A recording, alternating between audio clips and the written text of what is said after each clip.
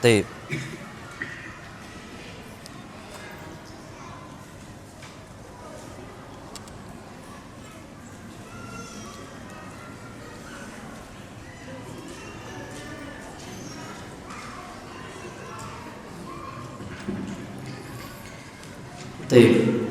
Bismillahirrahmanirrahim. Assalamualaikum warahmatullahi wabarakatuh. Alhamdulillah, wassalatu wassalamu ala rasulillah. Hayakumullah wa bayyakum, wa saddadanillah wa iyyakum ala al-khairi wal huda mahyina. Wa as'aluhu bimannihi wa karamihi ay yaj'alani wa iyyakum min ahli al-ilm wal qur'ani tadabbura wa fikha, innahu ala kulli syai'in qadir wa bil ijabati jadir. Alhamdulillah, kita bersyukur kepada Allah Subhanahu wa taala yang telah memudahkan untuk berkumpul di majelis ilmu. Dan insyaallah Subhanahu wa taala di ba'dal maghrib ini kita akan membahas sebuah tema adab berteman dari para sahabat Nabi kita Muhammad sallallahu alaihi wasallam. Bagaimana mereka berteman, bagaimana mereka itu memuliakan saudaranya dan sebagainya. Nanti insyaallah akan kita bahas di kajian kali ini. Tapi afwan, ana mau bertanya, sampai jam berapa kita? Adzan habis itu materi sampai jam?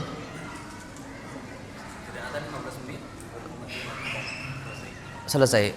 Tak jawab mendadak. Kalau ada pertanyaan maksud Anda kasih sini, kalau enggak kita udah selesai gitu aja, berarti seperti itu. Kalau badal adzan, kalau enggak ada jawab, enggak ada yang sampai ke sini, berarti apa, kita selesai. Ayyuhal ikhwatul kiram. Tentang masalah ukhuwah, persaudaraan, pertemanan, ini sesuatu hal yang mulia, besar di sisi Allah Subhanahu wa taala.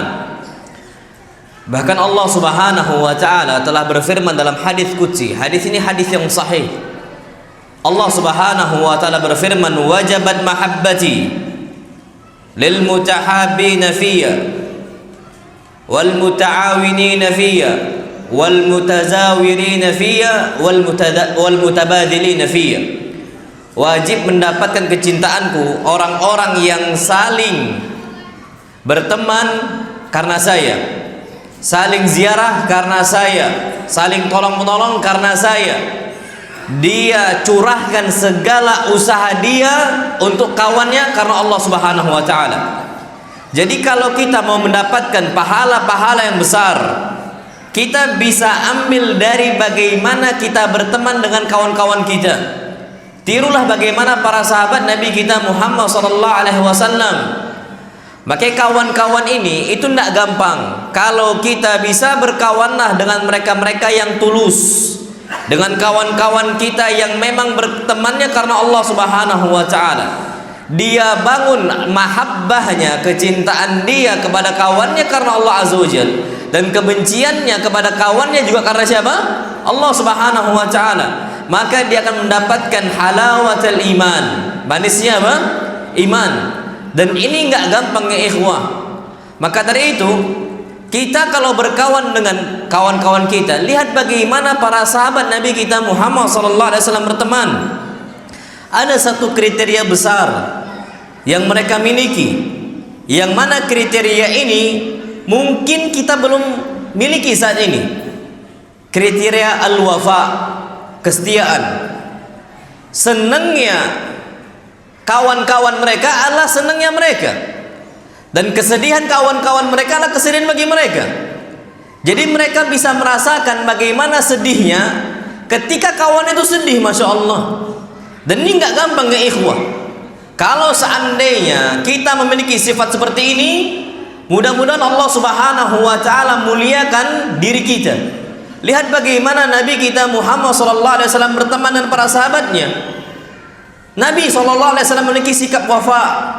Beliau mencari para sahabat-sahabatnya, dan bahkan para sahabatnya juga seperti itu.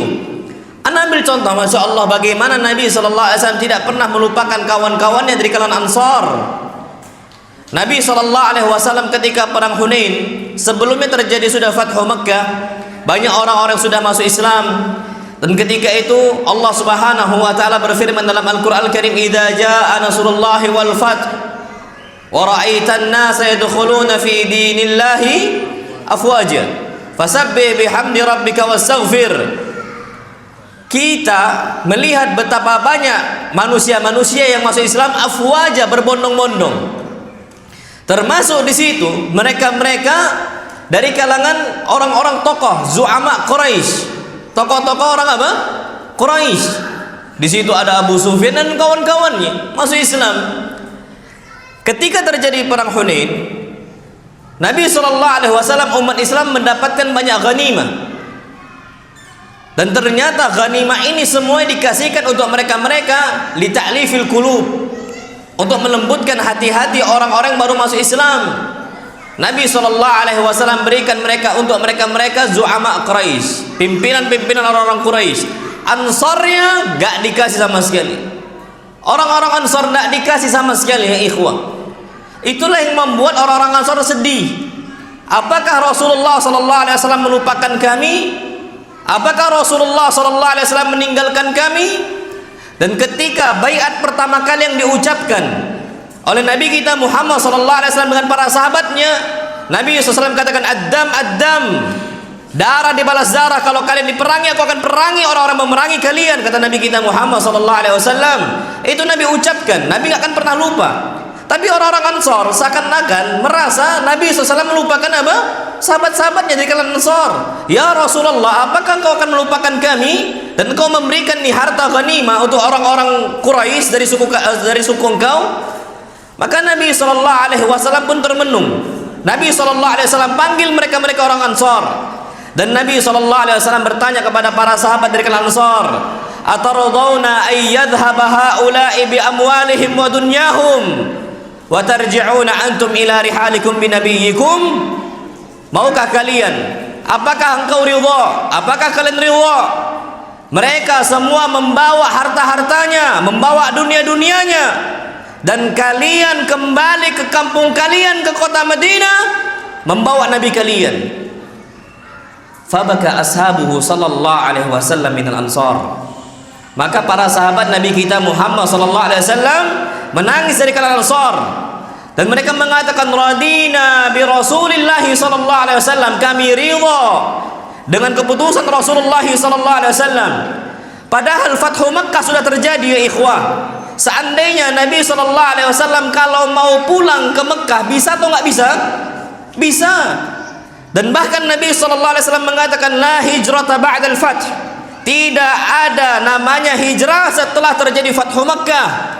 Maka orang-orang di Mekah nggak perlu hijrah ke kota Madinah, cukup tinggal di sana, di Mekah, di Mekah. Harusnya Nabi SAW bisa meninggal di kota Mekah. Dan kita tahu bagaimana kecintaan besarnya Nabi SAW dengan kota Mekah. Sebelum Nabi SAW diusir, ketika Nabi SAW diusir, sebelum Nabi keluar dari kota Mekah, Nabi SAW mengatakan, ya Mekah, wahai Mekah, innaki la ahabbul biladi ilai, engkau adalah tempat yang paling saya cintai. Walaula anna qaumaki akhrajuni ma kharajtu minki. Seandainya kaum engkau tidak mengeluarkan saya, niscaya saya tidak akan keluar dari engkau. Akan tapi Nabi SAW lebih memilih meninggal di kota apa? Madinah, untuk membahagiakan orang-orang Ansar. Apakah Nabi lupa para sahabatnya? Apakah Nabi SAW melupakan para sahabatnya? Wallahi kalla.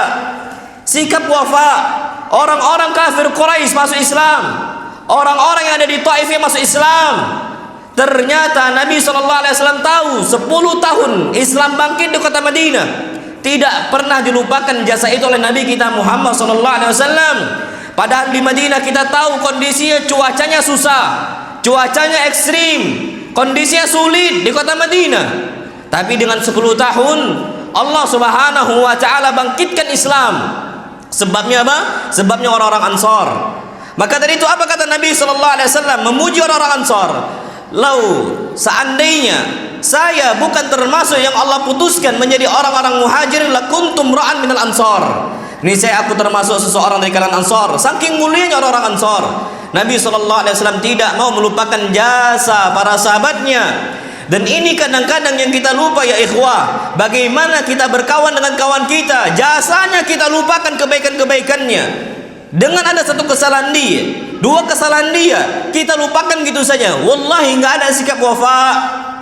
Sedangkan Allah Subhanahu wa taala berfirman, "Wala tansaul fadla bainakum." Janganlah kalian lupakan jasa baik sesama kalian. Kalau seandainya kita berteman dengan teman yang tulus karena Allah Azza wa Jalla, dia ada berbuat salah, dia ada kesalahan, kekhilafan, kekeliruan, kita lihat kebaikannya. Bukankah kita diajarkan oleh Nabi kita Muhammad SAW untuk melihat baiknya? Dan bahkan begitulah yang seharusnya kita kerjakan untuk istri-istri kita, untuk pasangan-pasangan kita. Tapi kebanyakan manhajnya para laki-laki seperti manhajnya para wanita. Na'udzubillah. Bukan cuma wanita yang sikapnya meniadakan, menghilangkan kebaikan-kebaikan sesamanya. Akan tapi hatta zaman kita sekarang, laki-laki berani menghilangkan kebaikan yang ada dari orang lain. Padahal kebaikan itu sangat banyak sekali.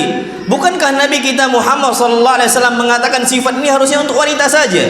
Nabi SAW mengatakan, "Lau ahsanta ila ihdahunna dahr." Seandainya kalian berbuat baik kepada istri-istri kalian selama 1 tahun, thumma ra'at minka syai'a, kemudian ketika istri engkau melihat sesuatu kekeliruan dari engkau, kesalahan dari engkau, kekurangan dari engkau, qalat ma ra'aitu minka khairan qattu, maka istri engkau akan mengatakan, aku tidak pernah melihat kebaikan dari diri engkau. Kadang-kadang wafa tidak ada ya ikhwan. Hatta dari para wanita tidak memiliki sikap wafa.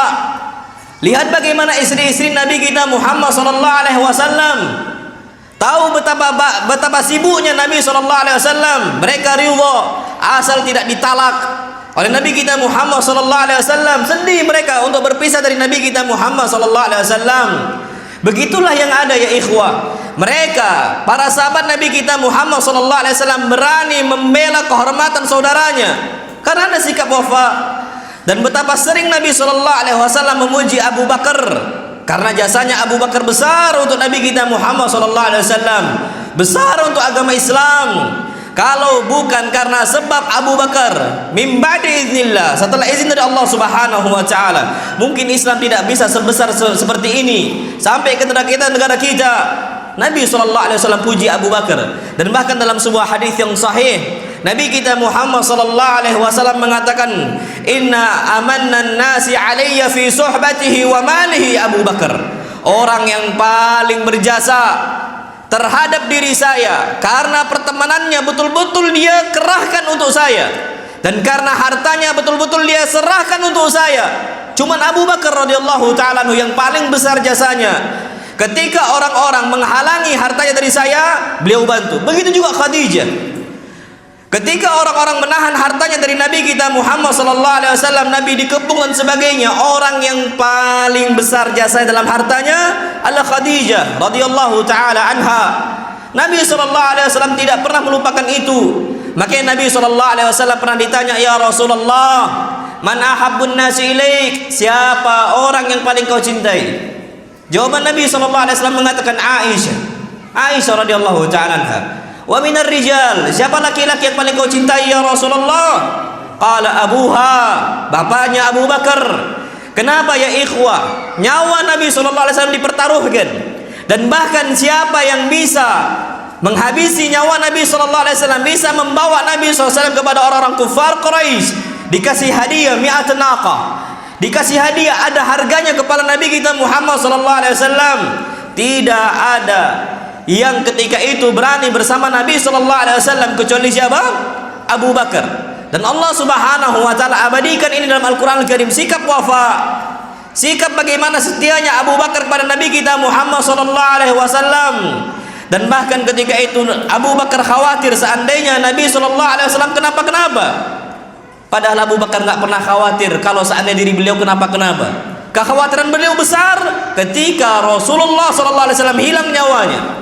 Bahkan ketika Nabi SAW tidur di pangkuannya Abu Bakar disengat hewan, betul-betul sakit. Tidak ada keluar satupun suara dari mulutnya Abu Bakar. Tidak ada suara rintihan dari mulutnya Abu Bakar. Tujuannya agar Rasulullah SAW bisa istirahat, bisa tertidur. Sampai turunlah air mata Abu Bakar di wajahnya Nabi SAW. Bertanya Rasulullah SAW, kenapa engkau wahai Abu Bakar? Sampai bisa menutup mulutnya. Tujuannya agar Rasulullah SAW bisa apa? Istirahat. Kekhawatiran yang besar dari dari Abu Bakar untuk apa? Untuk Rasulullah sallallahu alaihi wasallam. Tidak rela Rasulullah sallallahu alaihi wasallam istirahatnya terganggu karena rasa sakitnya Abu Bakar. Wallahu wafa ya ikhwah. Sikap kesetiaan ini yang kita enggak miliki. Sebagaimana para sahabat Nabi kita Muhammad SAW miliki. Bahkan Nabi kita Muhammad SAW ditanya oleh Abu Bakar, dikatakan oleh Abu Bakar, ya Rasulullah, lau anna ahadahum absara tahta qadamihi la ra'ana. Seandainya mereka ini lihat ke bawah kita ya Rasulullah, melihat ke bawah kaki mereka ya Rasulullah, pasti mereka lihat kami. Akan tapi apa kata Nabi SAW, ya Abu Bakar, ma dhannuka bithnain Allahu thalithuhuma. Apa pendapat engkau, apa prasangka engkau tentang dua orang yang ketiganya Allah Azza wa Jalla? La tahzan innallaha ma'ana. Jangan kau sedih, sesungguhnya Allah apa? Bersama kami. Syuf. Bagaimana Nabi kita Muhammad sallallahu alaihi wasallam menenangkan jiwa Abu Bakar? Bukannya Abu Bakar khawatir atas diri beliau bakal kenapa-kenapa. La, khawatir kepada Rasulullah sallallahu alaihi wasallam. Dan ini yang dikerjakan oleh Abu Bakar. Wajar akhirnya Abu Bakar dipuji oleh siapa? Nabi kita Muhammad sallallahu alaihi wasallam. Dan ini yang kita enggak miliki ya ikhwah. Betapa banyak para dai, betapa banyak para ustaz yang mereka merasakan kesedihan yang besar. Akan tapi mana mereka-mereka yang membantu? Bukankah Isa membutuhkan hawari? Sampai apa kata Nabi kita Nabi Isa alaihi salam untuk mereka-mereka hawariyun, man ansari ilallah. Siapa yang mau membantu saya untuk berdoa kepada Allah Subhanahu wa taala? Wallahi ya ikhwah, ada di hati ini kesedihan. Apakah kita wafa kepada para dai? Apakah kita wafa kepada kawan-kawan kita yang berdakwah, yang memperjuangkan sunnah Nabi kita Muhammad sallallahu alaihi wasallam, ataukah kita tinggalkan seperti itu saja? Bukankah Allah Subhanahu wa taala telah berfirman dalam Al-Qur'an Al-Karim, "Wa laqad na'lamu annahu annaka yadiku sadruka bima yaqulun." Wahai Muhammad, kami tahu betul kata Allah Subhanahu wa taala bahwasanya dada engkau sempit sesempit-sempitnya atas apa yang mereka ucapkan. Rasulullah sallallahu alaihi wasallam yang jiwanya luas saja, tetap Allah Subhanahu wa taala mengetahui bahwasanya sempit dada Nabi kita Muhammad sallallahu alaihi wasallam atas ucapan fulan, ucapan allan, kritikan orang, kritikan allan, hinaan orang, hinaan allan.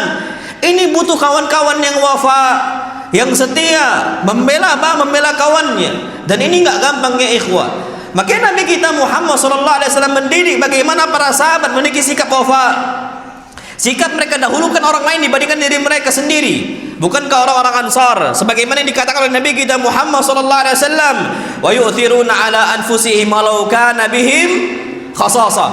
Mereka dahulukan orang lain walaupun padahal mereka memiliki kebutuhan. Ada kebutuhan khusus yang mereka harus tunaikan. Tapi ketika orang lain lebih membutuhkan, mereka dahulukan orang lain. Maka dari itu tidak usah jauh-jauh orang-orang Asy'ariyin dipuji oleh Nabi kita Muhammad SAW. Bukan Asy'ari yang mentakwilkan sifat, bukan. Orang-orang Asy'ariyin dari kabilah atau kalangan suku Bani Asy'ar. Abu Musa al-Asy'ari semisal, hatta Abu Hasan al-Asy'ari dari kabilah itu. Nabi SAW memuji orang-orang Asy'ariyun dengan ucapan beliau, innal asy'ariyina idza qalla ta'amu iyalihim jama'u ma indahum.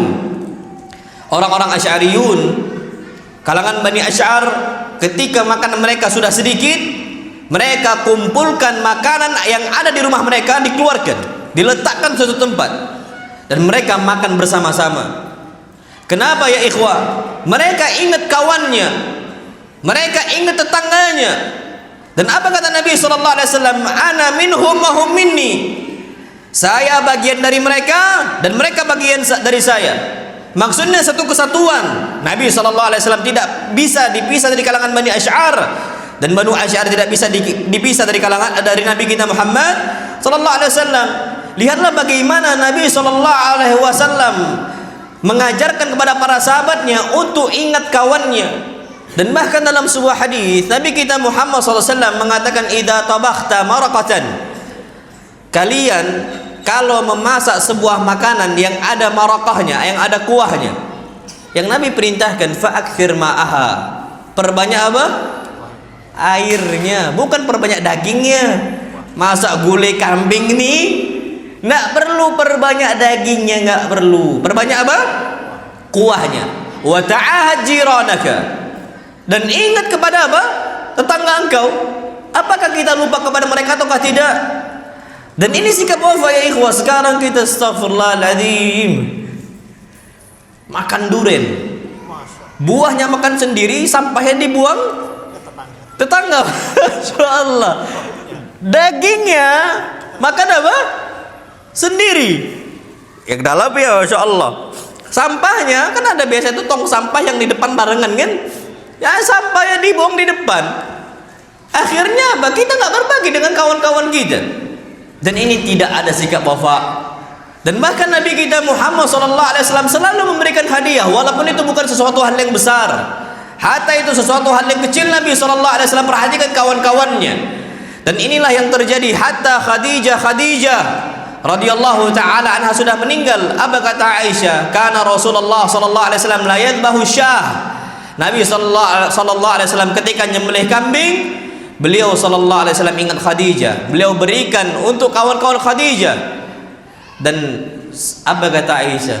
Ka'annahu lam takun fid dunya imra'atun illa Khadijah.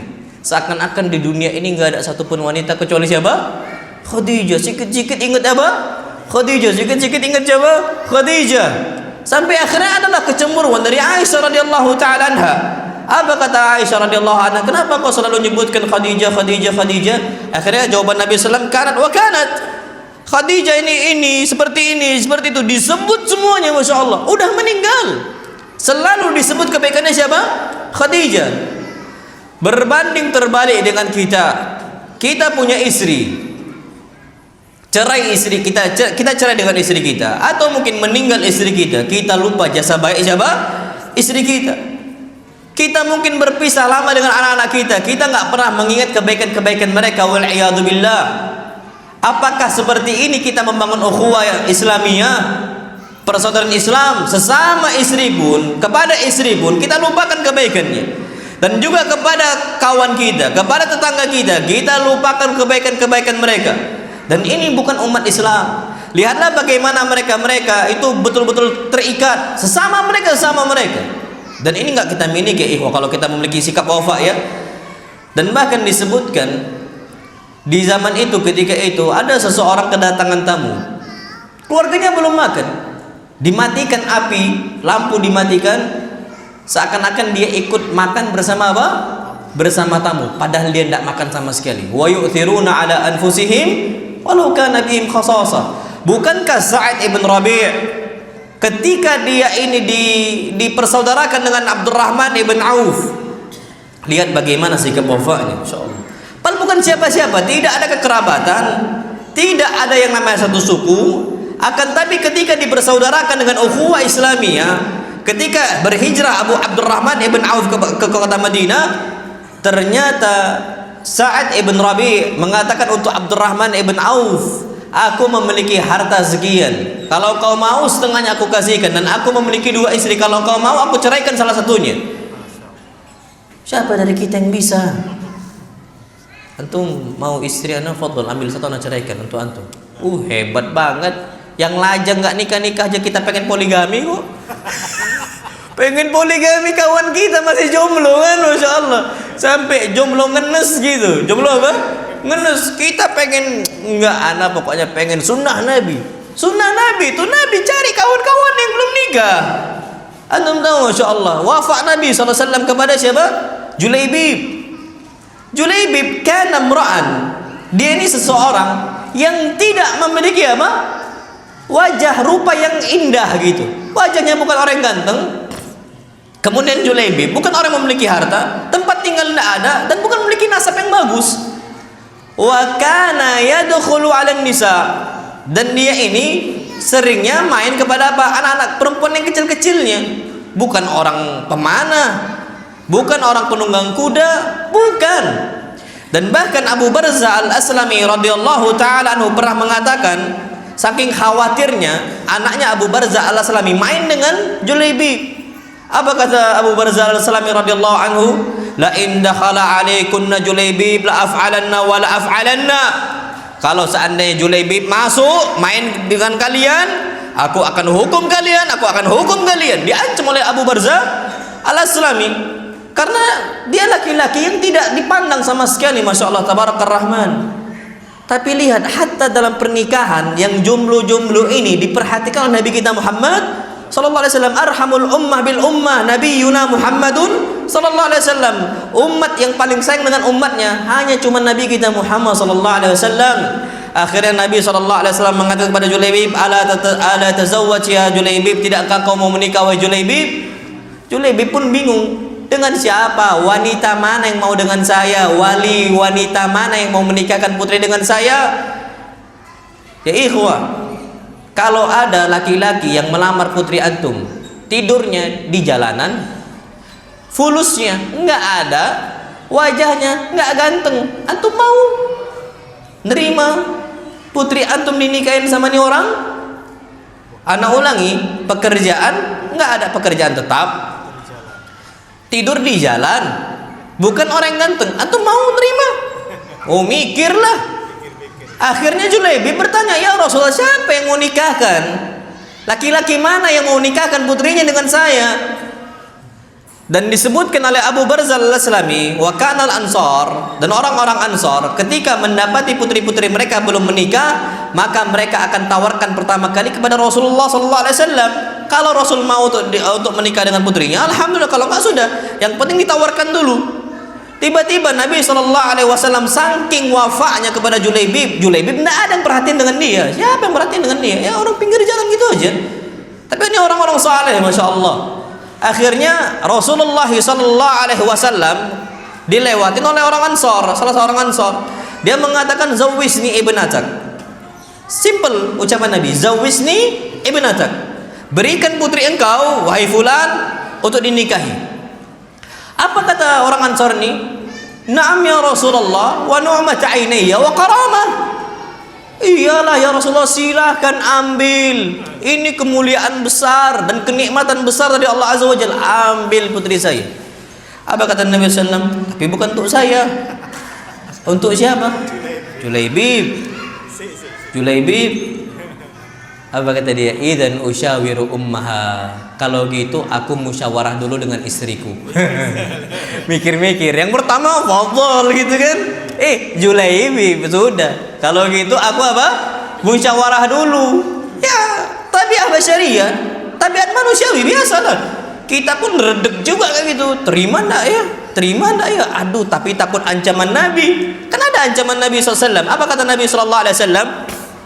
Beliau mengatakan, idza ja'akum man tardawna dinahu wa khuluquhu fazawwijuhu wa illa takun fitnatun fil ardi wa fasadun arid. Kalau ada laki-laki yang datang kepada kalian, akhlaknya engkau cintai, akhlaknya engkau ridhoi, agamanya engkau ridhoi, bagus akhlaknya, bagus agamanya, tapi kau nggak nikahin nih orang dengan putri engkau, hati-hati, akan terjadi fitnah yang besar dan kerusakan yang meluas. Ancaman nggak itu?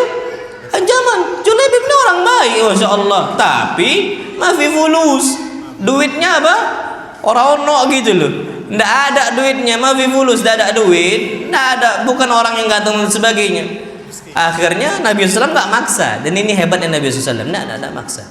Akhirnya Nabi SAW, ya sudah nggak apa, coba musyawarah dulu. Pulang dia ke istrinya, dia mengatakan bahwa saya Rasulullah SAW mengatakan, zawisni ibnatak, kasih putri engkau untuk dinikahi. Istrinya ngomong, na'am wa karamah wa na'mat aini. Iya, ambil aja sudah. Tidak usah mikir, sudah bawa. Tapi bukan untuk Rasul. Untuk siapa? Julaibib. Apa kalimat yang langsung keluar spontan dari istrinya? Ini itih katanya. Langsung apa? Itih. Ndaklah. Wallahi, demi Allah jangan nikahkan putri kita dengan mereka. Dengan siapa? Julaibib. Ndak ridha, masyaallah. Ndak apa? Ndak ridha. Tapi Rasulullah SAW nggak perintahkan. Keluarlah ini laki-laki Ansor mau menjumpai Nabi kita Muhammad sallallahu alaihi wasallam. Ketika keluarlah anak putri mereka. Apa kata putri mereka?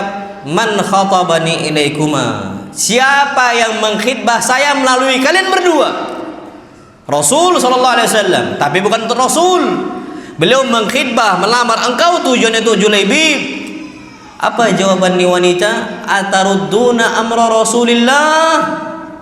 Wahai abahku, wahai ummahku, apakah kalian berdua berani menolak tawaran Rasul? Rudduni ilaih, bawa saya kepada Rasulullah SAW sekarang untuk dinikahkan dengan Julaibib. Wallah iman ya ikhwah, wallah iman. Rudduni ilaih, bawa, nggak ada harta, rudduni ilaih. Bukan orang yang ganteng, rudduni ilaih, bawa saya kepada Nabi SAW. Ada Allah Azza wa Jalla Ar-Razzaq. Bukankah kecintaan itu datangnya dari Allah Subhanahu wa taala? Bukankah rasa sakinah Allah yang turunkan, huwallazi anzala sakinata fi qulubil mu'minin? Bukankah kecintaan itu dasar dari Allah Subhanahu wa taala? Rudduni ilaih, bawa saya kepada Nabi sallallahu alaihi wasallam. Ternyata dinikahin. Di hari yang pertama ternyata Masya Allah Tabarakar Rahman, datanglah panggilan apa? Jihad, berperang.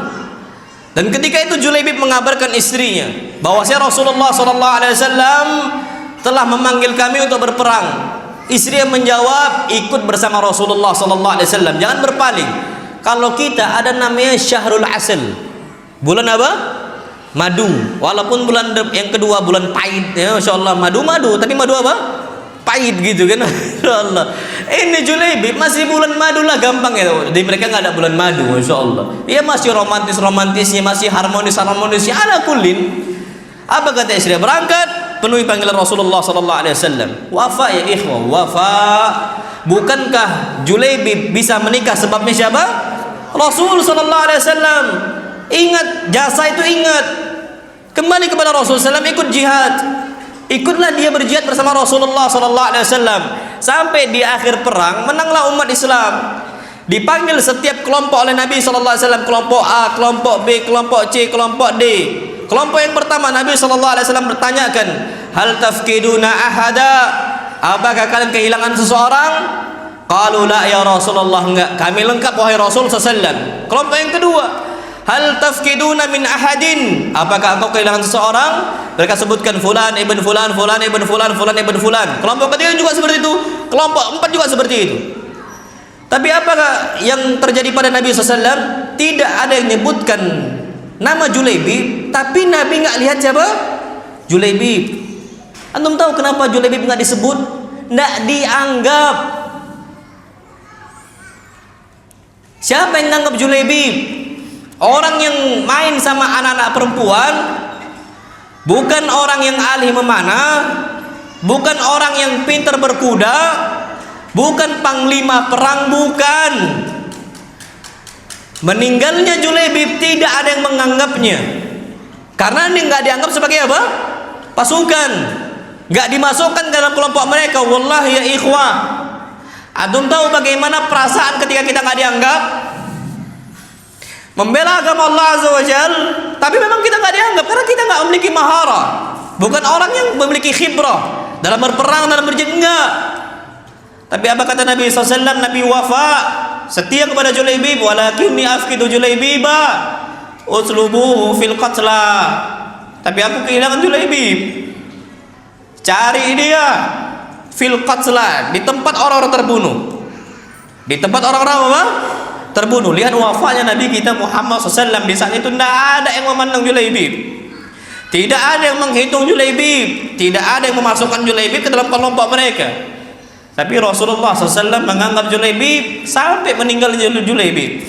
Walakinni afkidu Julaibiba utlubuhu fil qatla. Cari ini Julaibib di tempat orang yang meninggal, di tempat orang terbunuh. Dicari oleh para sahabat Nabi kita Muhammad SAW.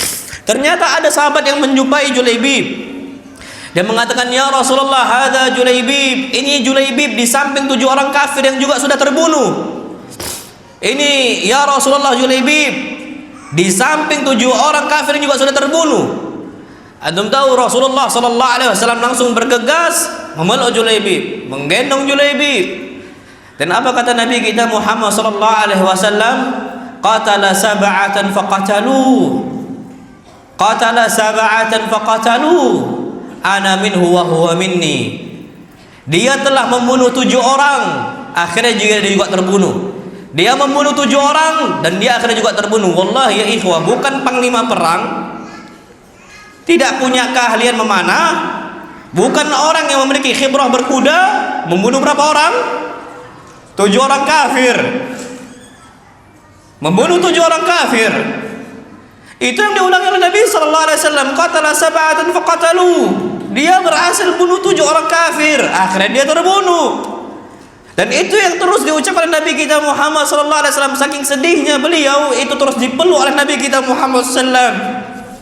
Di saat itu tidak ada yang ingat Julaibib, cuma Nabi kita Muhammad sallallahu alaihi wasallam ingat Julaibib. Anas bin Malik ketika melihat Rasulullah menangis dari kejauhan, Anas mengatakan, "Falam yakun li Julaibi firashun illa sa'ida Rasulillah sallallahu alaihi wasallam." Julaibib tidak memiliki kasur, tidak pernah Julaibib tidur di sebuah alas kecuali alasnya adalah yang terakhir tangan Nabi kita Muhammad sallallahu alaihi wasallam. Wallahi ya ikhwah, siapa yang bisa tidur di telapak tangan Nabi kita Muhammad sallallahu alaihi wasallam? Julaibib yang bisa tidur di telapak tangan Nabi kita Muhammad sallallahu alaihi wasallam. Falam yakun fil madinati ayyimun anfaq minha. Ketika itu Anas bin Malik radhiyallahu taala bercerita juga tentang istrinya Julaibib yang baru menikah tiba-tiba jadi apa? Jannah. Wallahi ya ikhwah, status jannah ini sampai detik ini itu menjadi bahan apa? Hinaan, bahan rendahan dan sebagainya. Nabi sallallahu alaihi wasallam tahu jasa besar istrinya. Nabi wafa setia dengan istri Julaibib. Nabi sallallahu alaihi wasallam berdoa kepada Allah azza wajalla. Nabi katakan, Allahumma subba 'alaiha al-khaira sabba wa la taj'al 'aishaha kadda. Ya Allah, berikanlah kehidupan untuk istri Julaibib dengan kehidupan yang banyak sekali, kebaikan yang banyak sekali. Wa la taj'al 'aishaha kadda. Jangan jadikan hidupnya istri Julaibib dengan sempit-sempitnya ya Allah. Apa kata Anas bin Malik? Falam yakun fil madinati ayyimun anfaqa minha. Tidak ada satupun di Madinah seseorang janda yang lebih kaya dibandingkan janda siapa? Julaibib. Wallahi ya ikhwah, apa yang kita bisa ambil di sini? Bagaimana kesetiaan para sahabat Nabi kita Muhammad SAW. Dan satu setia akan melibatkan kesetiaan yang lain, akan meluarkan kesetiaan yang lain, dan seterusnya. Maka dari itu Isya sampai jam 15 menit lagi berarti ya. Fadhal. Silakan azan dulu, fadhal.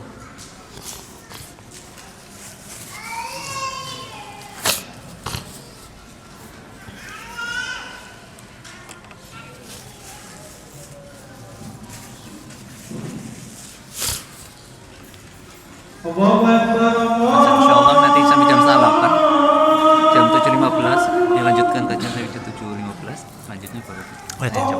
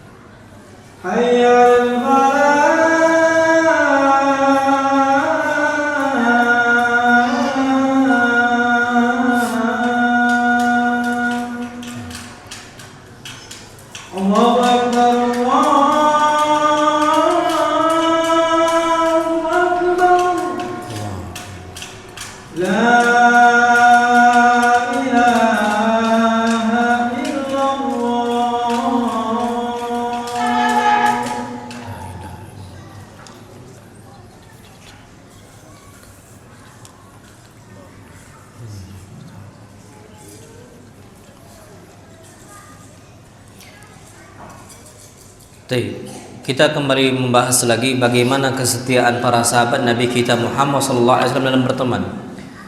Bahkan sampai sudah meninggal pun, lihat bagaimana Nabi SAW mengajarkan para sahabatnya untuk nggak lupa sama kawannya. Dan bahkan disebutkan oleh Aisyah radhiyallahu taala anha, ketika itu Aisyah mendapatkan malam bersama Nabi SAW. Mendapatkan apa? Jatah bermalam bersama Nabi kita Muhammad SAW.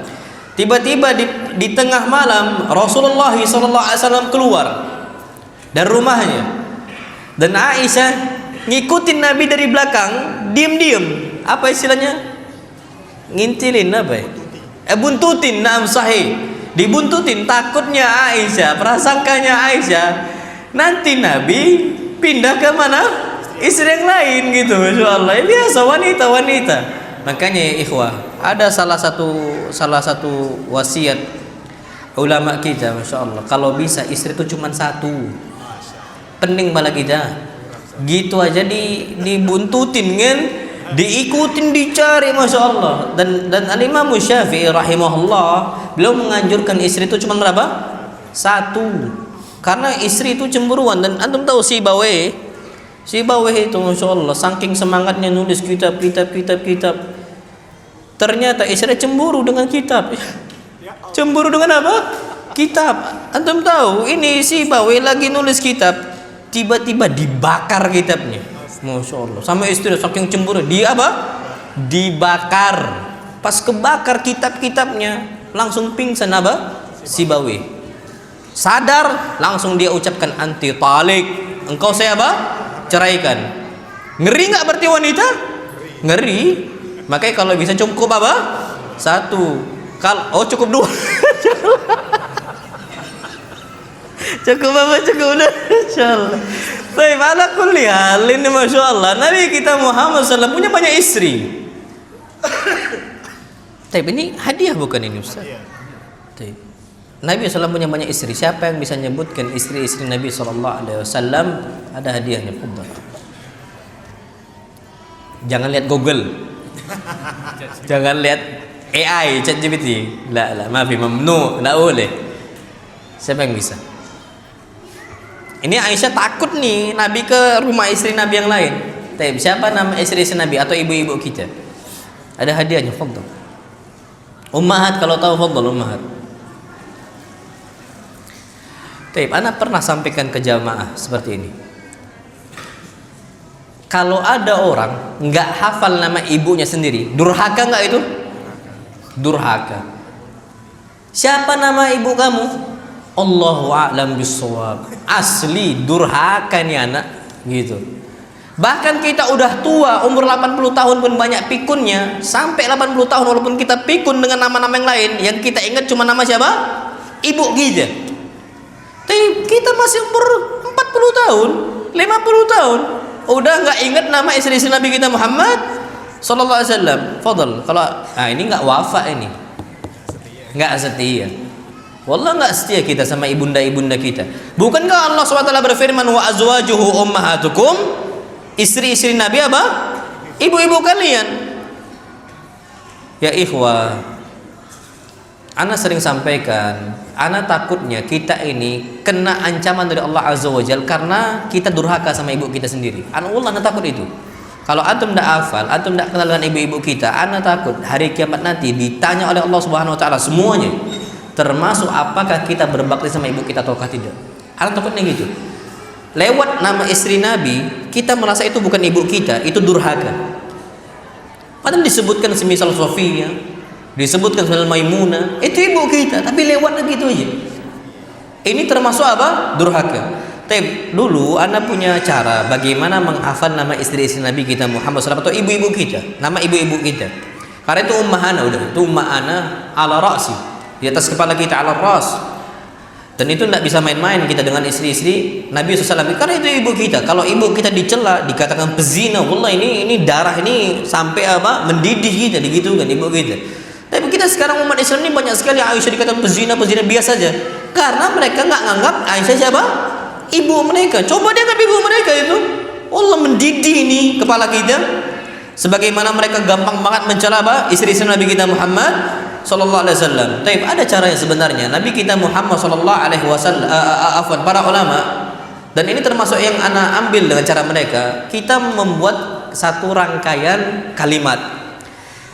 Semisal yang kami hafal ketika masih kecil, sebuah kalimat, kharaja Sa'dun ala hisaihi za'ara asadun za'ira ja'ala ra'sa sahibina marido. Total berapa?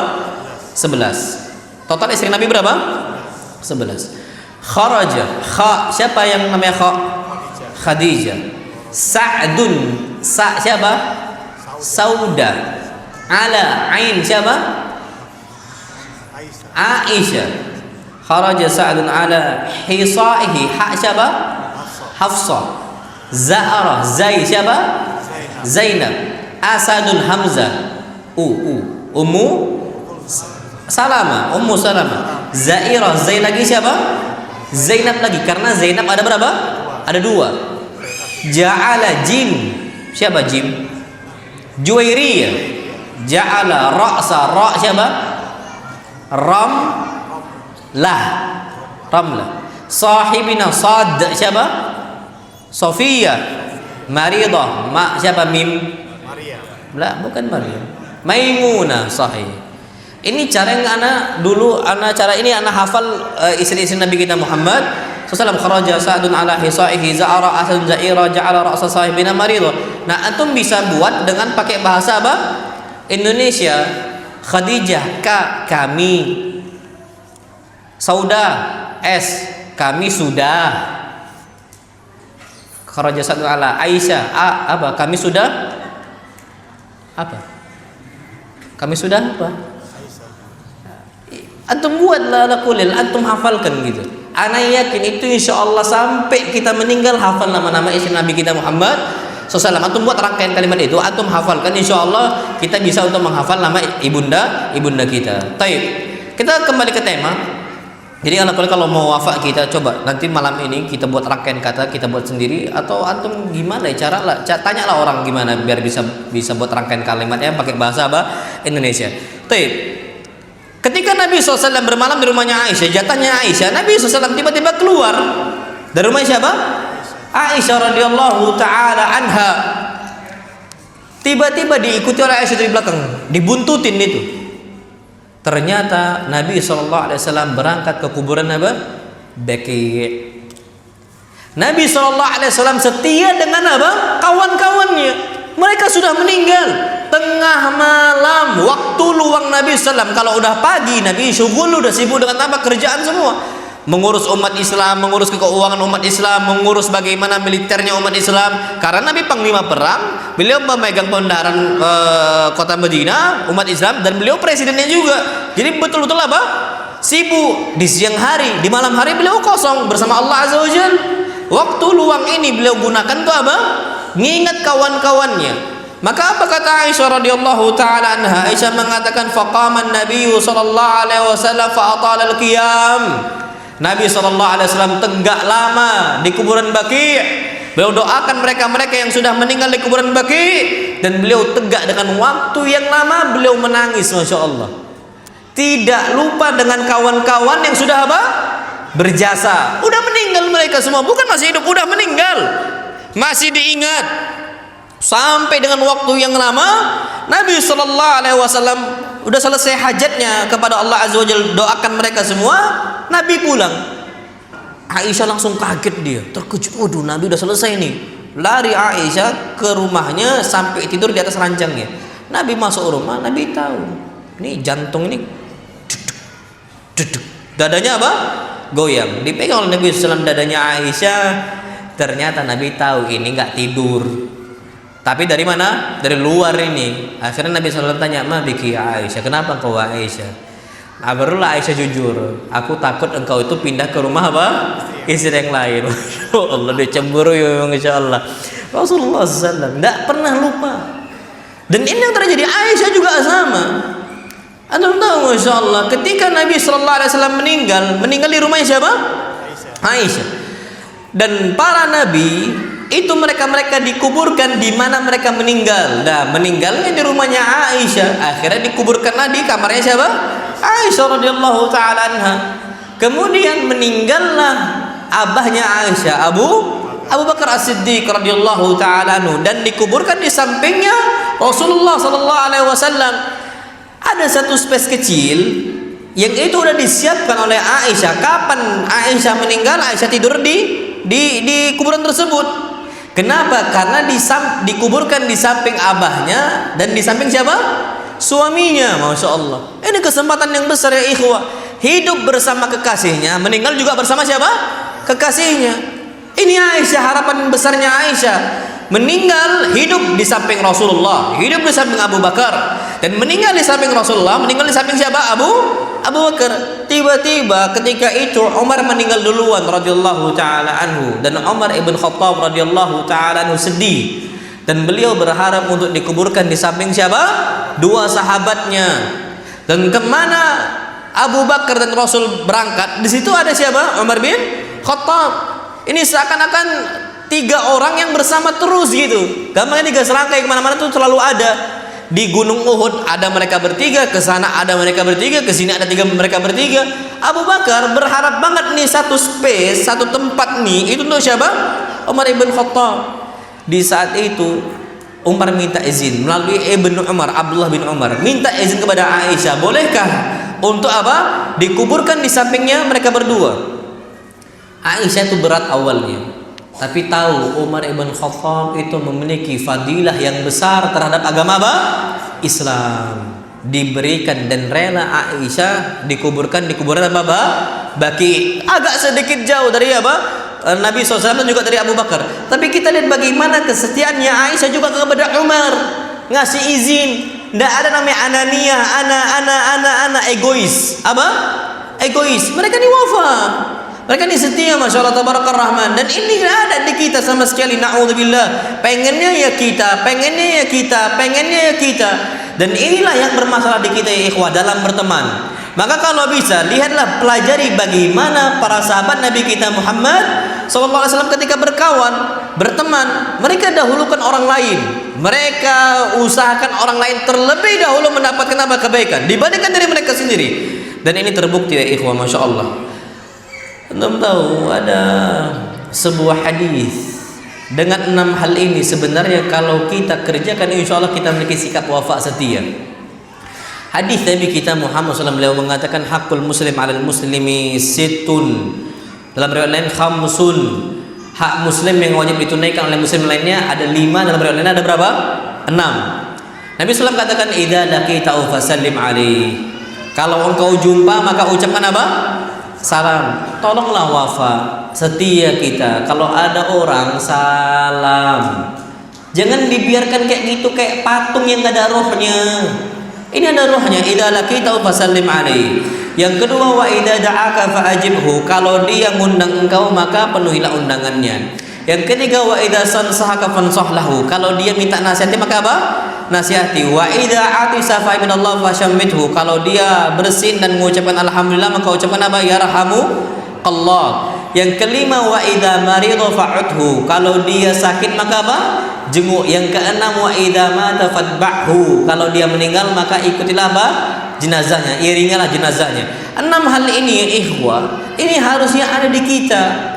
Gampangnya saja kalau kita memiliki sikap wafa, kasihan kepada kawan-kawan kita, kita nggak nganggap dia ini habaan mansura, debu yang berterbangan, kayak nggak ada, seakan-akan jasad bila ruh, seakan-akan jasad tanpa ada apa? Ruh. Ya ikhwah, coba perhatikan, anggaplah kita musuhan pun tetap ucapkan salam. Kalau kita memang setia lo ya. Kenapa? Nabi SAW mengatakan orang ketika bertengkar, bertikai, coba apa kata Nabi SAW? Fa'arada hadha wa'arada hadha. Yang satu cari jalan ke sana, yang satu cari jalan yang ke sini, berseberangan. Tahu apa kata Nabi SAW? Wa khairuhum alladhi bada'a bis salam. Orang yang terbaik yang duluan memulai apa? Salam. Ini sikap setia kita. Sudah lupakan keburukan-keburukan dia sudah. Kita harus ucapkan salam dan bermuka apa? Manis, ceria, sudah tidak usah dianggap sudah lupakan. Ana kemarin bahas tentang masalah taghaful, tajahul, pura-pura tidak tahu sudah. Kesalahan dia kepada kita, kezaliman dia, pura-pura tidak tahu sudah. Bismillah. Kalau kita sudah seperti itu, bermuka manis, termasuk wafak kita, kesian kita kepada kawan-kawan kita.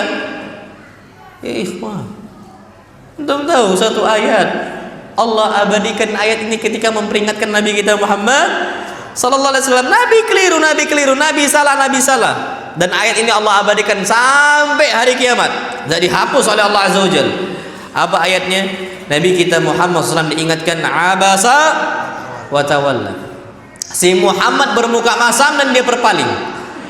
Anja'ahul a'ma, ketika didatangi oleh orang apa? Buta. Siapa namanya?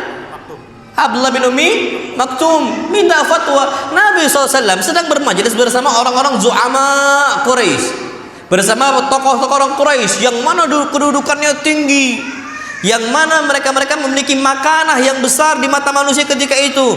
Nabi dahulukan mereka apa? Zu'ama Quraisy, dan melupakan orang buta ini. Dan akhirnya Nabi bermuka masam. Ya Allah ya ikhwah, orang buta kita bermuka masam atau senyum nggak ada dampaknya sama baik.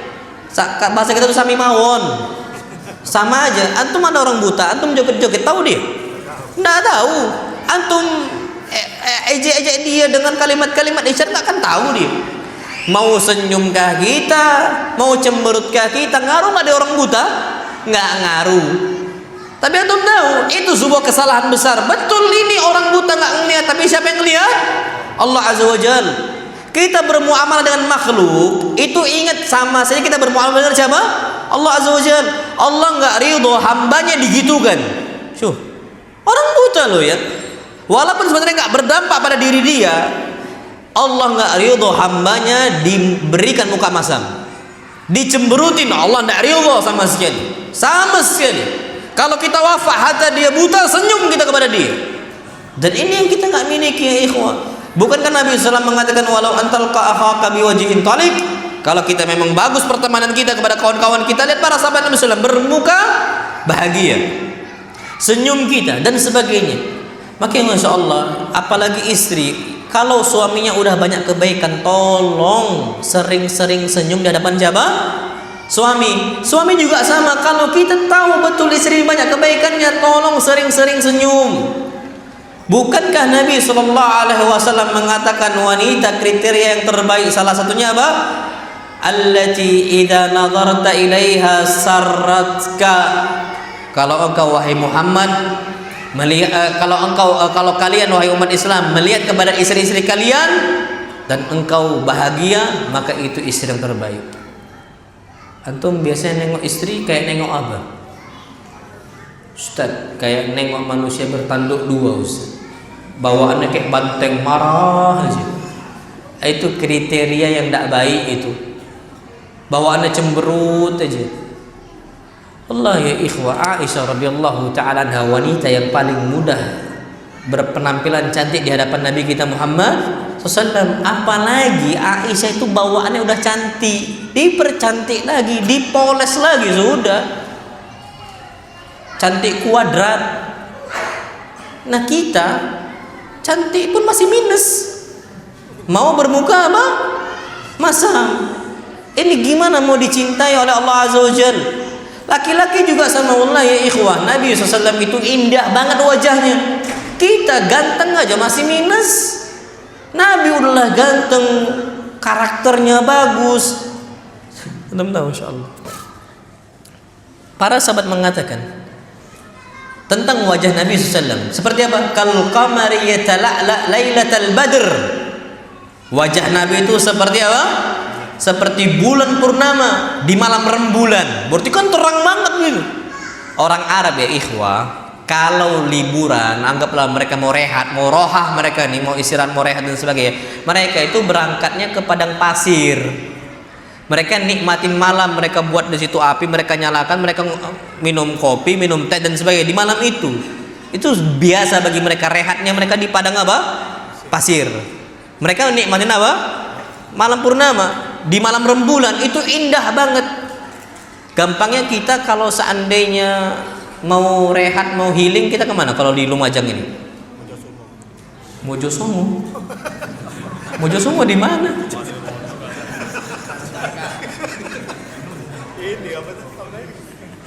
Kita kan berangkat ke puncak gunung atau ke tepi pantai Semeru lah, anggap kemana, masya Allah kan, itu bisa menghilangkan segala beban hidup kita kan gitu. Ketika Rasul SAW diutus menjadi nabi, mereka nggak nyari bulan purnama untuk healing, enggak. Yang mereka cari wajah Nabi kita Muhammad SAW. Beban hidupnya itu hilang di mereka. Sekarang istri kita beban hidupnya banyak, nengok kita tambah beban. Nengok kita tambah apa? Beban. Saking burungnya muka kita, masya Allah. Udahlah gantengnya minus, masih bermuka masa. Beda ya ikhwah, tolong sadar diri. Iya, kalau gantengnya kita kayak Nabi Yusuf. Nabi Yusuf, kata Nabi SAW, laqad u'tiya syatral husn. Nabi Yusuf itu telah diberikan setengah keindahan dunia, setengah hutannya, puncak gunungnya, pantainya yang dimiliki oleh keindahan dunia semuanya, setengahnya milik Nabi siapa? Yusuf. Kalau Nabi Muhammad semuanya. Kalau Nabi Muhammad semuanya, lebih ganteng Nabi Muhammad dibandingkan Nabi Yusuf alaihi salam. Nabi Yusuf alaihi salam wajahnya ganteng, dan bahkan dikatakan in hadza illa malakun karim. Ini bukan manusia biasa ini. Yusuf ini siapa? Malaikat. Saking gantengnya Nabi siapa? Nabi Yusuf.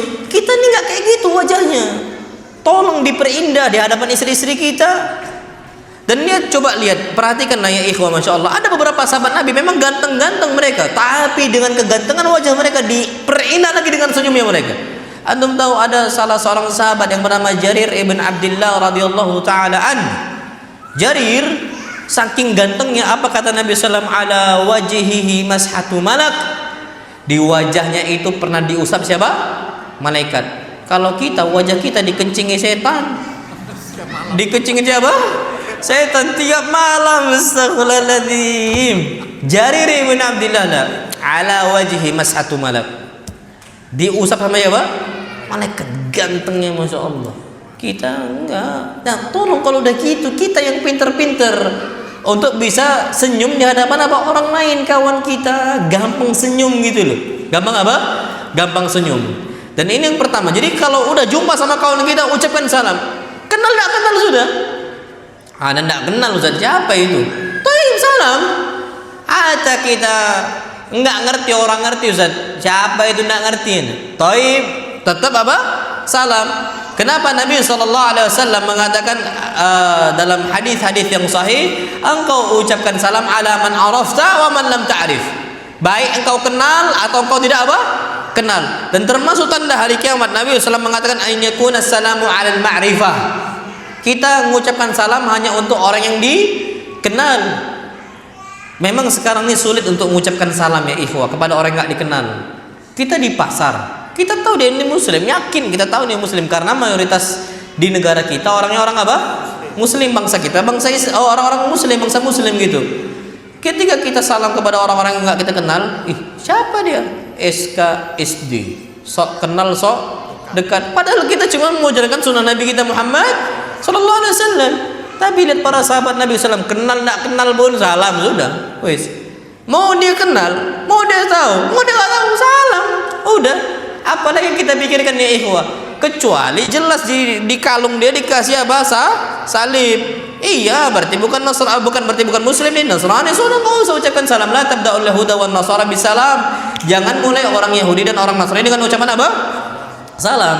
Nah, inilah yang kalau kita memiliki wafa, sering-sering ucapkan salam. Hatta untuk anak kecil. Lihat bagaimana Nabi tahu ini anak kecil nih, setia Nabi sama anak kecil. Karena anak kecil nih akan menjadi generasi berikutnya untuk menyebarkan agama apa? Islam. Apa kata Anas bin Malik radhiyallahu anhu? Kana Rasulullah sallallahu alaihi wasallam idza marra ala sibyanin sallama alaihim. Nabi sallallahu alaihi wasallam ketika beliau ini melewati anak kecil, yang duluan salam siapa? Rasul. Harusnya yang duluan salam anak kecil ke orang tua atau orang tua ke anak kecil? Anak kecil ke orang tua. Harusnya hukum asalnya kata Nabi SAW, liyusallima as-saghiral kabir. Yang yang muda duluan ucapkan salam untuk yang lebih apa? Tua. Itu asalnya. Tapi Nabi mau ngajarkan, dan Nabi tahu Nabi setia dengan anak-anak, hatta anak kecil. tapi Nabi duluan apa? Salam. Dan inilah bagusnya bagaimana Nabi SAW memiliki ukhuwah Islamiyah, persaudaraan Islam kepada kawan-kawannya. Wa idza da'aka fa'jibhu. Kalau engkau diundang maka apa? Penuhi. Masya Allah ya. Nabi SAW nggak pernah pandang-pandang loh. Nabi SAW siapapun yang undang, Nabi datang. Dan bahkan Nabi SAW mengatakan, "Lau du'itu ila qura la ajabtu, wa la in uhditu qura la qabiltu." Kalau aku dikasih hadiah dengan makanan qura, antum tahu qura? Qura itu kaki kambing yang paling bawah. Idul Adha kan dipotong tuh, tang. Dimasak atau dibuang? Di sini dimasak atau dibuang? Oh, di sini dimasak ya? Oh, masak. Oh, di kami dibuang itu. Tapi murah nggak harganya itu? Murah kan? Nggak tahu mana. Tapi kalau kurok itu bagian bawah di tempat kami itu nggak diperhatiin gitu. Dan bahkan banyak dibuang. Kamu tahu kan kaki yang paling bawah itu? Dicetak, udah dibiarkan gitu aja. Izin itu di sini. Oh iya berarti. Afwan. Iya. Nabi SAW itu ketika orang-orang Arab ketika itu tidak dimakan. Karena gini, zaman itu selalu berputar ya ikhwah. Zaman selalu apa? Berputar. Tengkleng dulu makanan orang yang enggak. Antum tahu sejarah tengkleng? Itu bukan orang yang makan, itu bukan orang terpandang. Itu mereka-mereka orang bawahan, menengah ke bawah. Yang mana mereka-mereka ini dulu pembantu-pembantu orang Belanda yang bisa makan cuman sisa-sisa doang. Suka orang tengkleng. Oh, mahal. Apa? Mahal, larang gitu loh. Favorit kan, dicari bahkan tengkleng. Dulu enggak. Sama kayak antum tahu ada beberapa kodit. Dulu kodit daging yang dikeraskan di orang-orang Arab ini enggak dianggap. Kalau kita dendeng. Mahal enggak dendeng? Mahal. Apalagi dendeng sambal itu zennya Masya Allah. Tapi di orang Arab ini nggak dianggap. Nah, termasuk kura, oke lah di kita Masya Allah ya. Di orang Arab itu nggak dianggap, kurang. Tapi apa kata Nabi SAW? Lau du'itu ila kura. Kalau aku diundang untuk makan kura, la ajabtu. Aku penuhi. Sekarang kita nggak ada sikap setia sama kawan-kawan kita. Diundang pernikahan, dicari. Kalau ngundang ini nampaknya dihidangkan tahu tempe, enggak datang kan. Tapi kalau gulai kambing, ahlan wa sahlan. Kalau gulai apa? Kambing. Tapi kalau cuma tahu tempe, nantilah urung, enggak jadi. Enggak mau dia apa? Enggak mau dia makan. Ini terjadi ya ikhwah. Terjadi di sini. Nah, Nabi SAW semuanya, hatta orang Yahudi, Nabi penuhi. Dan ini kemarin sampaikan hadisnya. Nabi SAW apa? Diundang oleh orang Yahudi, Nabi datang. Maka ini penting ikhwah, wa idza da'aka fa'jibhu. Enggak usah jauh-jauh. Sekarang aja kita nih undangan-undangan tuh milih-milih gitu. Enggaklah, di sana bukan orang-orang zen. Enggak mau datang. Tapi kalau orang-orang nih sahibul amwal, ashabul fulus, punya fulus apa? Datang dia sebelum acara dimulai. Sudah datang. Tapi kalau yang undang dia ini bukan orang biasa, enggak mau. Tentu Syekh bin Baz. Ini cerita kisah waqi'iyah, cerita terjadi. Syekh bin Baz rahimahullah itu diundang oleh salah satu muridnya untuk makan-makan. Diundang makan-makan. Syekh bin Baz enggak nolak. Kapan kau ngundang? Tanggal sekian, waktu sekian, masyaallah. Tapi Syekh bin Baz apa? Iya, diiyain oleh Syekh bin Baz. Karena hadis Nabi SAW, wa idza da'aka fajibhu. Dan ini wafanya mereka, Masya Allah. Syekh bin Baz itu mufti Saudi dulu, sekarang Syekh Shalih Fauzan, sebelumnya Syekh Abdul Aziz Al-Syekh, sebelumnya Syekh bin Baz. Ini Syekh bin Baz. Sampai ketika mau'id itu sudah datang, janji yang ditentukan sudah datanglah ini pemuda, datang ke Syekh bin Baz, mengingatkan, wahai Syekh, ini malam ini waktu kita untuk apa? Waktu engkau untuk makan malam bersama saya di rumah. Kata Syekh bin Baz, ana lupa, kata Syekh bin Baz. Ana diundang oleh kerajaan di istana. Antum harus ikut bareng anak kita makan di istana. Masya Allah. Antum nggak boleh kemana-mana. Antum tahu ini pemuda duduk di mobil samping Syekh bin Baz. Tidak boleh kemana-mana. Sampai turun menjadi tamu kehormatan. Masya Allah. Di sampingnya siapa? Syekh bin Baz. Syekh bin Baz tidak bisa. Nah ini orang khusus nih. Sampingan sudah. Tidak boleh kemana-mana. Makan di samping siapa? Syekh bin Baz. Tidak ditolak sudah. Tidak ada yang berani nolak itu orang. Padahal dia ini apa? Cuman talib doang, cuman pelajar bersama Syekh bin Baz, sama Syekh bin Baz diundang makan sudah gitu.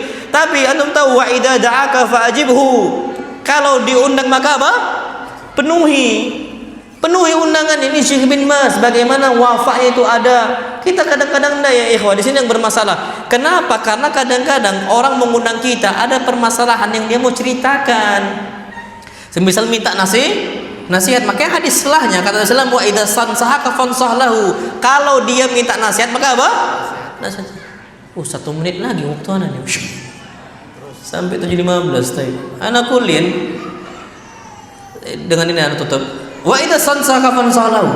Kalau dia minta nasihat maka apa? Nasihati. Ya ikhwah, Masya Allah. Ada kita nih sikap enggak wafa. Tidak ada kesetiaan.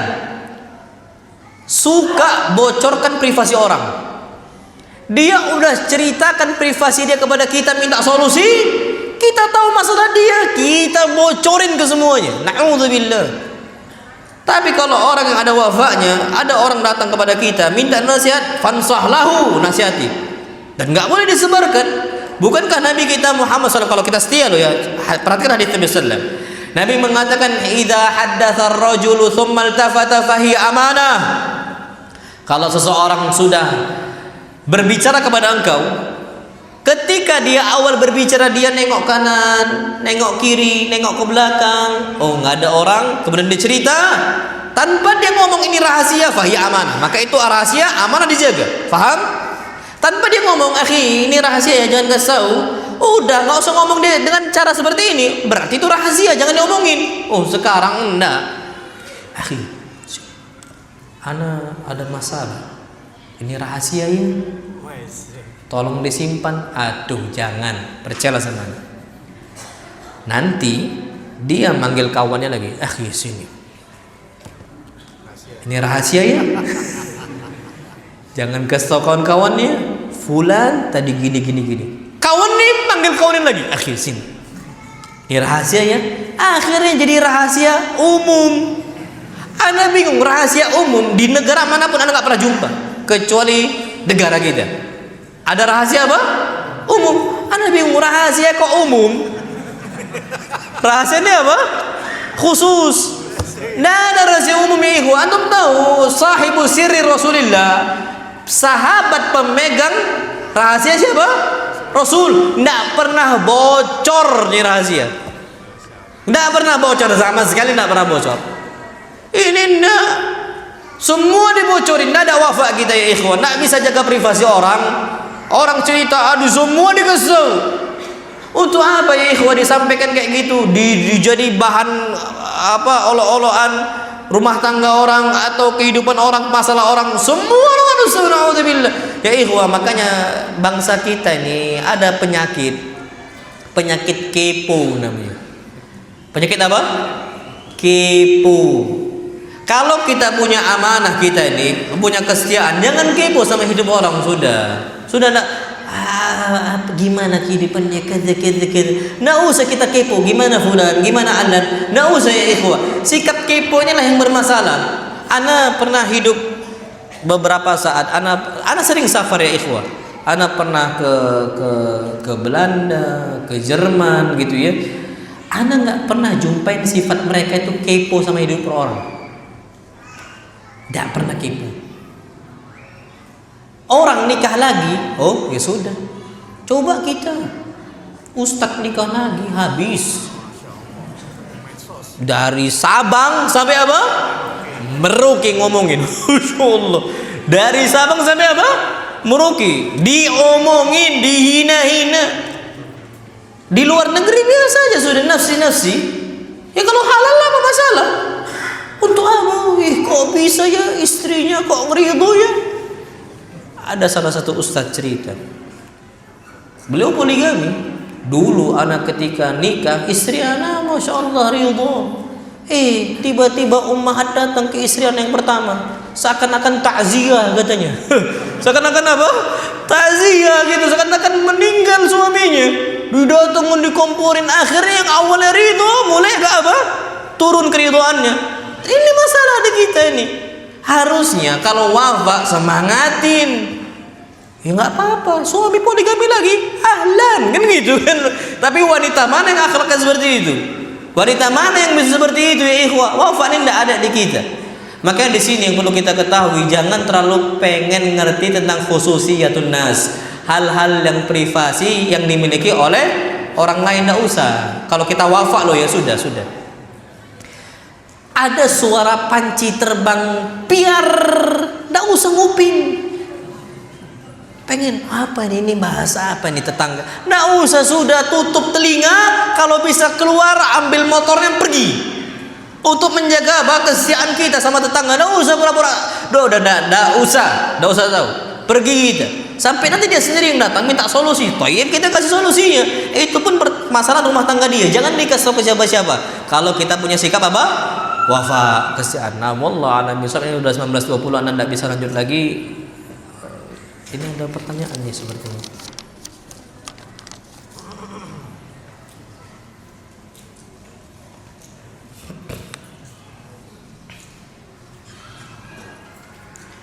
Assalamualaikum warahmatullahi wabarakatuh. Maaf Ustaz, pertanyaan yang menyimpang dari tema. Saya punya toko dan di toko kami ada manekin atau patung atau model untuk contoh pakaian. Apakah manekin tersebut termasuk dari larangan Rasulullah SAW yang termasuk dalam larangan memajang foto patung dan dalam rumah karena malaikat rahmat yang tidak akan masuk dalamnya? Naam, sahih. Zaman dulu ya patung yang dipakai. Apalagi kalau ada kepalanya, ada matanya, ada hidungnya, ada mulutnya, bibirnya, ini haram. Apa? Tidak boleh. Terus apa solusinya? Yang penting itu yang harus kita perhatikan, idza quti'ar ra'su fala ba'sa, kata Ibn Abbas. Kalau kepala dipotong enggak apa-apa. Berarti apa? Kalau kita jual baju, berarti kepala patung itu copot. Apa? Copot kepalanya. Berarti tujuannya untuk baju. Kalau seandainya untuk celana, pakai celana yang enggak apa-apa, pakai ada kakinya. Nah, terus gimana Ustaz kalau untuk topi, untuk imamah? Ana jual imamah nih, ana jual topi nih. Boleh enggak? Taib. Kepalanya doang, nggak usah ada apa? Badannya. Kenapa? Idza quti'ar ra'su fala ba'sa.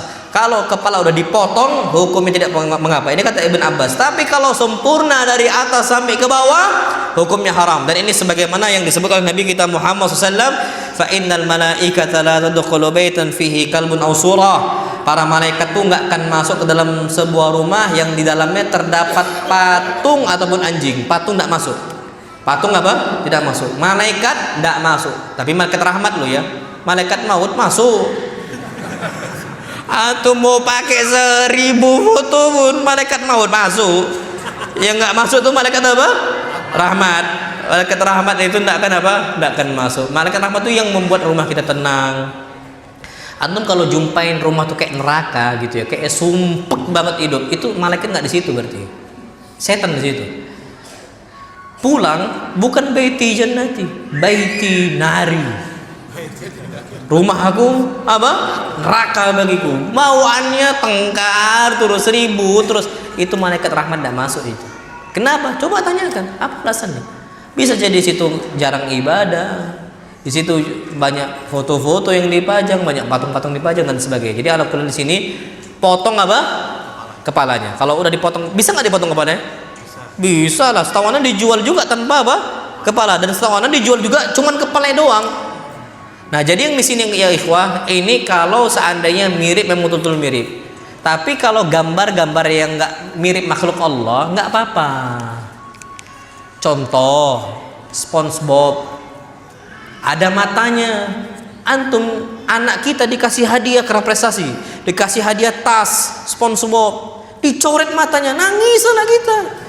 Jangan, karena SpongeBob itu masalahnya itu bukan di matanya, ikhwah. Masalahnya itu alladzina yudahuna bi khalqillah. Mereka yang menyerupai makhluk Allah. Apakah Allah ciptakan makhluk bernyawa berupa SpongeBob? Ada nggak makhluk bernyawa mata hidup dia? Enggak. Ada enggak? Nggak ada. Boleh kartun Cars. Kartun apa?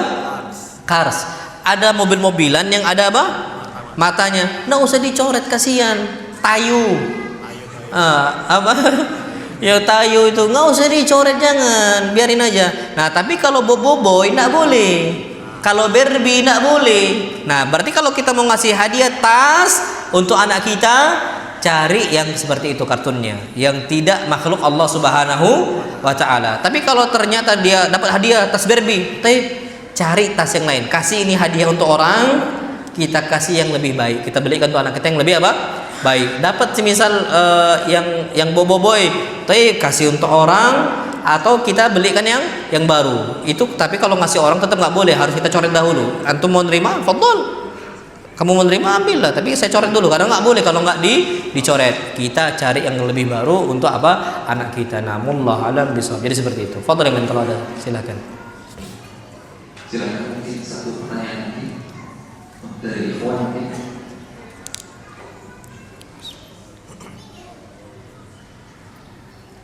Atau sudah cukup? Cukup insyaallah.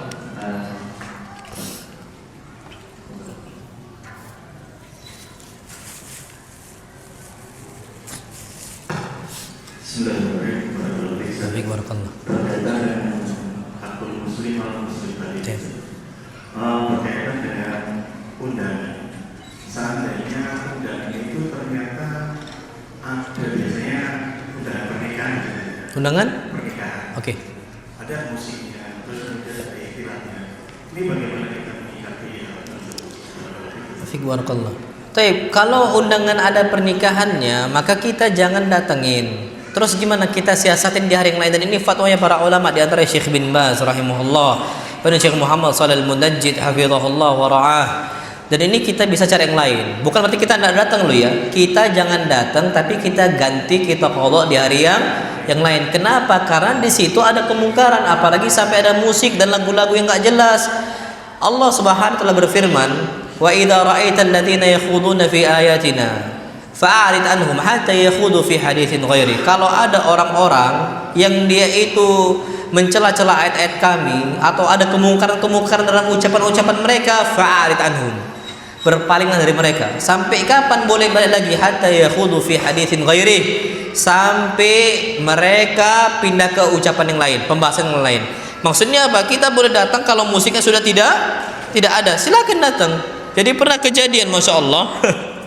Salah satu ustadz kita cerita ke ana, Ustaz, masya Allah, ana pernah diundang untuk ngasih wejangan pernikahan, untayan nasihat pernikahan ketika walimah gitu. Ana udah sampaikan, tolong Pak, jangan sampai ada kemungkaran. Beliau sampaikan kalau ada musik ana tidak bisa, ana tidak bisa di samping musik, kata dia. Ana tidak bisa sama sekali, kata beliau. Tolong dijaga hal tersebut. Tapi pas datang udah di waktu yang ditentukan, 15 menit sebelumnya beliau udah datang nih. Pas datang, masya Allah, koplo. Iya, masya Allah, koplo. Langsung apa? Langsung musiknya langsung apa? Muncul. Akhirnya ustaznya tidak datang, ditelepon. Ini yang undang ini udah ngaji, ditelepon, Ustaz, kenapa tuh tidak ada? Ana bilang, apa perjanjian kita? Pak, apa perjanjian kita?